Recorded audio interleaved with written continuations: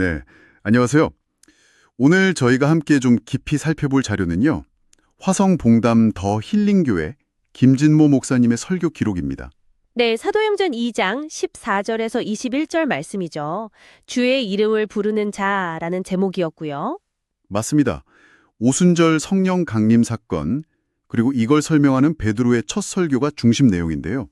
네, 이 설교가 특별히 주목하는 건 이 놀라운 현상이 그냥 일어난 게 아니라 구약, 요엘서 예언의 성취라는 점, 그리고 바로 그 예언이 우리가 사는 이 시대를 마지막 때라고 규정한다는 점이죠. 그럼 오늘 저희는 이 설교를 통해 성령 강림이 어떤 의미인지, 또 마지막 때는 구체적으로 무엇을 말하는지, 그리고 가장 중요하게는 주의 이름을 부르는 자는 구원을 얻으리라 이 메시지가 오늘 우리에게 어떻게 다가오는지 그걸 좀 파헤쳐 보려고 합니다. 좋습니다. 그럼 사건의 시작부터 좀 짚어볼까요? 오순절에 한 120명 정도 되는 성도들에게 성령이 임했죠.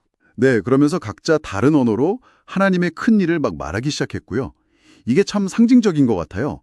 바벨탑에서 흩어졌던 언어가 성령 안에서 다시 하나 되는 듯한. 그렇죠. 그런데 이걸 본 사람들 반응은 좀 엇갈렸어요.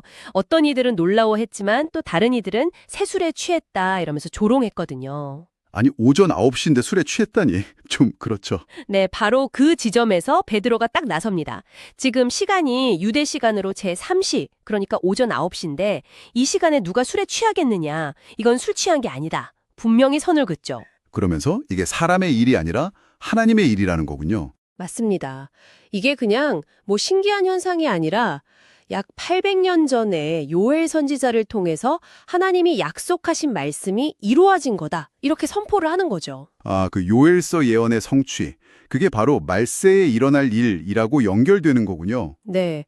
설교에서는 요엘서 2장 8절에 그 후에 라는 표현하고 사도행전 2장 17절에 말세에 이게 같은 시기를 가리킨다고 설명해요.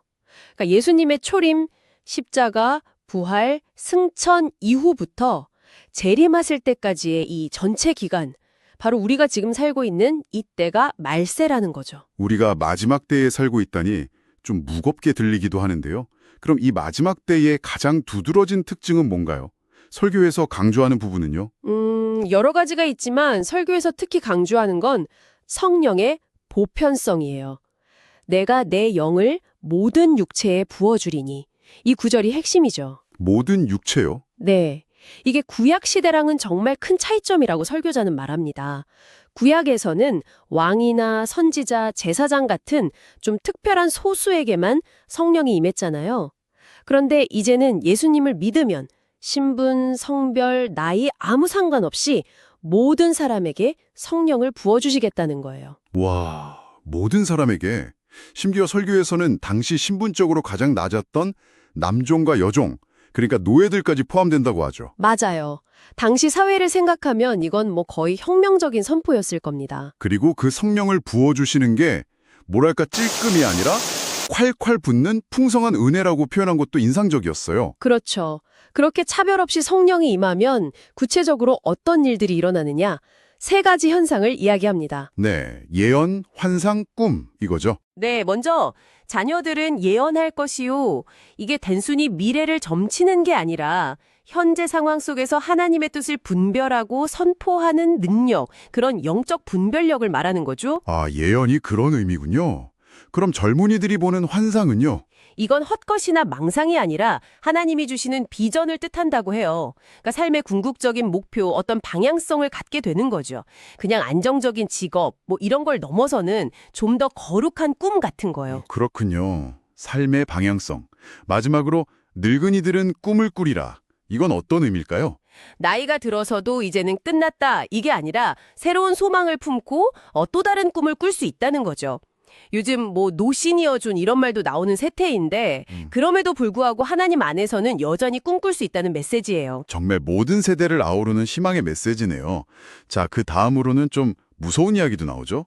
종말의 징조들. 네, 하늘의 기사, 땅의 징조, 뭐 피와 불과 연기, 또 해가 어두워지고 달이 핏빛같이 변하는 현상들, 이런 것들이 언급되는데요. 해석은 좀 분분할 수 있겠지만 네, 그렇죠. 뭐 전쟁의 참상이다, 아니면 삼위일체 하나님의 상징이다, 여러 해석이 있지만 설교자는 여기서 중요한 건 이 징조 자체가 아니라 이 징조들이 가리키는 딱 한 가지 사실이라고 강조해요.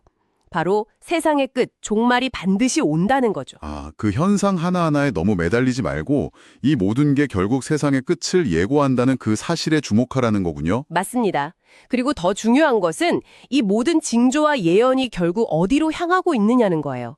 베드로 설교의 진짜 클라이맥스죠. 그게 바로 누구든지 주의 이름을 부르는 자는 구원을 받으리라. 이 말씀이군요. 정확합니다.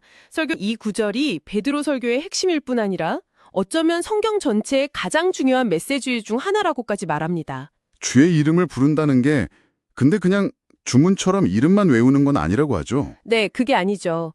예수 그리스도가 나의 죄 때문에 죽으시고 부활하셨다는 것을 온 마음으로 전 인격적으로 믿고 고백하는 행위, 그걸 말하는 겁니다. 여기서 정말 중요한 단어는 누구든지인 것 같아요. 맞아요. 설교에서도 그 부분에 굉장히 강조합니다.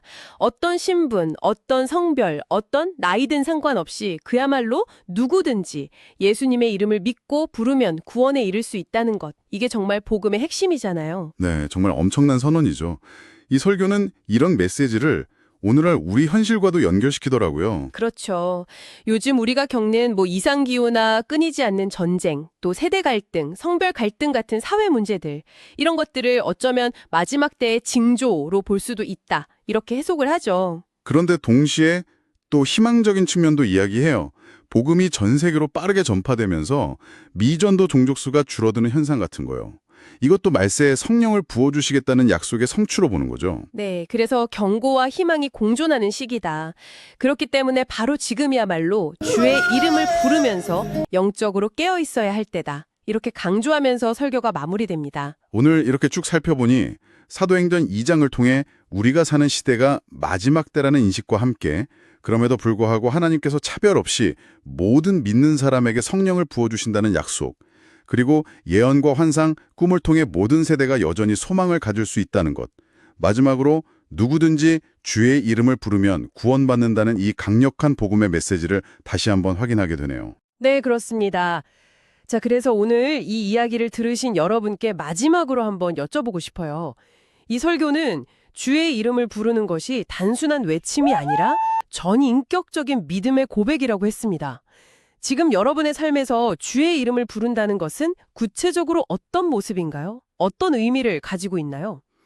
그리고 또 성령 안에서 주어지는다는 그 예언과 환상, 꿈, 하나님의 뜻과 비전을 오늘 나의 자리에서 어떻게 발견하고 또 붙잡아 갈 수 있을지 한번 조용히 생각해 보시는 시간을 가져보시면 어떨까 싶습니다.